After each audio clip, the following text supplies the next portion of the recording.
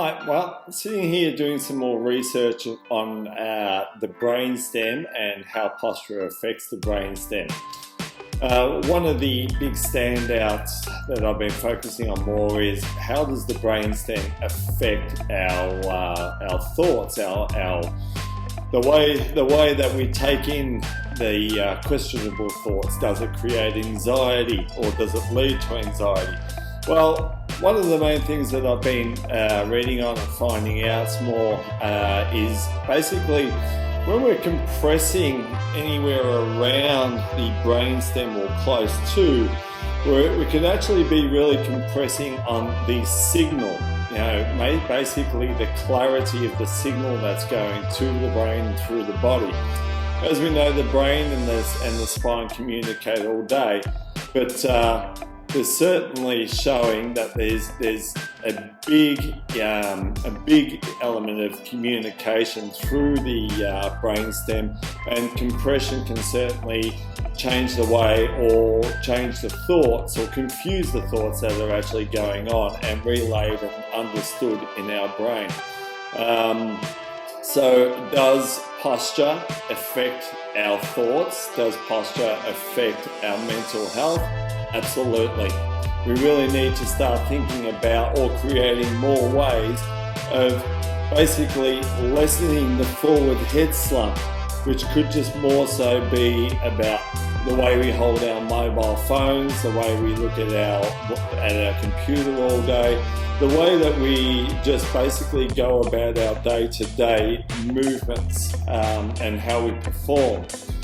Now, I wouldn't say that looking at somebody always suggests that we're working in a poor posture, because basically we could be just doing things during the day, such as exercise, or just the way that we move things, or participating in a sport, the way that we read a magazine, the way we look at down the newspaper, all those different things. So it doesn't have to be, in my thoughts, that exactly how you look, we can judge if a person's posture could be affecting their brainstem, but it's more so being more self-aware of how you're holding ourselves on a daily basis or nightly basis.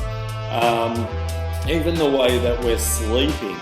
So you might be sleeping on a pillow that's too high, causing that, or too low, or at the same time you might be sleeping on the side where it's too high, causing more problems again.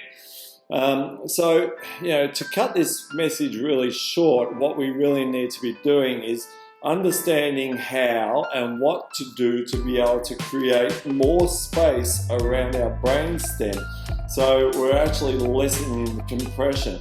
Now, we're most likely, through birth, we've already gone through compression of the brainstem, and there's always accidents in life that we've had.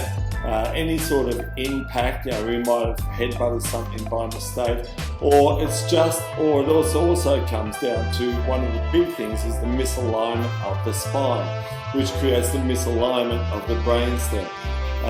So it comes down to all those different factors, and this is really, with my philosophy, is we need to be looking after our posture to look after our health, and that's what we're all about. So anyway, just a quick point out, hopefully we can add more onto it soon. I would be very happy to speak to anybody that has more to offer, because this is really a big area that I feel we need to be concentrating on more so. Okay, thank you very much for your time. Bye-bye.